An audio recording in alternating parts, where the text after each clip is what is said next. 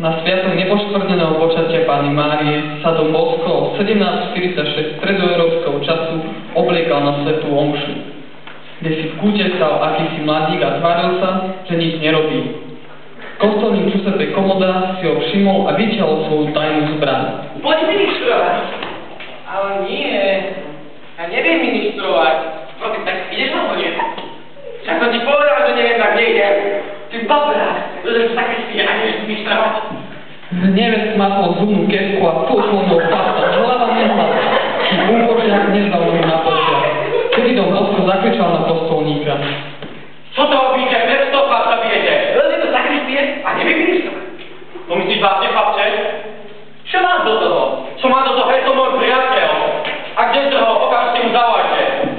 Kostolník vybral svoj nový iPhone a vykonal videohovor. Niekto mi volá. Áno, no chlapče. Tuto pána chce za tebou sa s tebou stretnúť. No toto snad nie. To dúfam, že nechce zaplatiť skokov. A čo ja viem, som je Angela, každý vie, čo chce. Chlapec pribehol so strachom do sakristie, ale vykryl to slnečnými okuliarmi od účinov. Dom Bosco sa prísne pozrel a spýtal sa. Si bol na oči? Nie. Tak nájdi kostol a potom vidíš. Chlapec prisľúbil. Dom Bosco chcel, aby tento mladý masián zabudol na výpras i na zlý dojem, akým naň zapôsobil kostolník Komoda. Dom Bosco slúžil svätú omšu, poďakoval sa Bohu a zavedol chlapca do jednej kapulky. Svojimi tajnými zbraňami ho ubezpečil, že všetko vyriešia a začal spísať.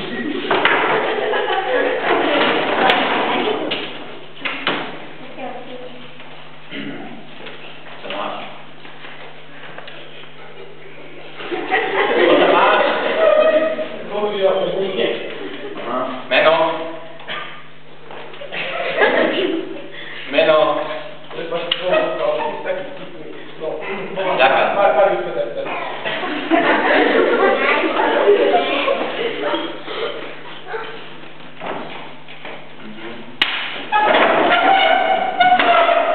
Na Facebooku. Tvoj s tektoškou Majskou Máriou Julio Petersen. Julio aký? Petersen. Dobre. Dobre.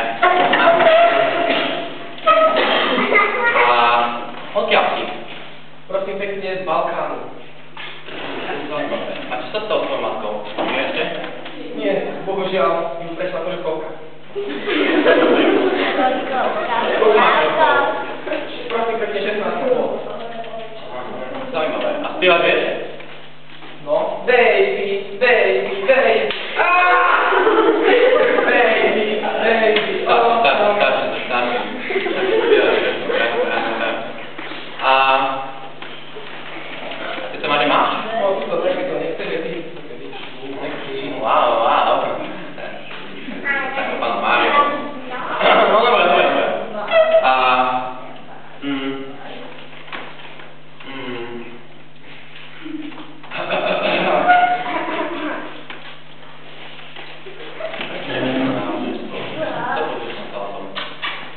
no vieš, lebo tam sú takí chlapci na menší a oni vedia o viacej ako ja. A to je také veľké trápne. Vážne.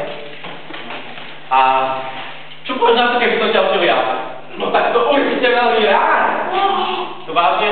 No vážne. A aj tak? No tak, no určite, ale počkaj teraz. No ja si musím ísť domov vyšetriť oblečenie. No, to nevadí. Tak, založíme si skupinu na Facebooku, hej, a tam ti už poviem bližšie info. Dobre, poď. Po nejakom čase sa skontaktovali na Facebooku. Mladý Marius Petersen zavolal aj svojich kamarátov a tak sa začali pravidelne stretávať na stredku. S Dom Boscom sa stali priatelia. Hrali sa a skákali. A keď išli okolo kostola ľudia, hádzali na nich z kostolnej veže sáčky s vodou. A Dom Bosco im vždy pripomínal: buďte veselí, ale nehrešte.